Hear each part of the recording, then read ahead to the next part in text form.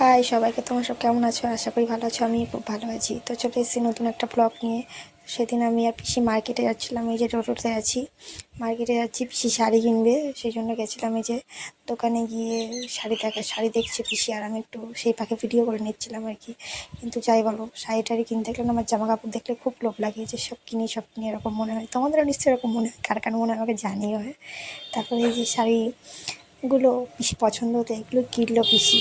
তারপর আমি একটু গেলাম স্কুলে। পিসি বললো চ একটু স্কুল থেকে ঘুরে আসি। গেলাম। যাওয়ার পরে এই যে স্কুলটা গিয়ে একটু মনটা খারাপ হলো, যে কত ভালো ছিল আগের দিনগুলো। আগে ভাবতাম কবে এখান থেকে বেরোবো, কবে এখান থেকে বেরোবো, আর এখন মনে হয় যে এখান থেকে না বেরোলেই হয়তো ভালো ছিল। মানে এক কথায় বলতে গেলে আগে আমরা স্কুলের বারান্দা দিয়ে রাস্তা দেখতাম, আর এখন গিয়ে রাস্তা দিয়ে জানলা দেখি। এই কিন্তু যাই হোক, মানে স্কুলটা সত্যি, স্কুলে থাকতাম তখন কত সুন্দর একটা জীবন ছিল।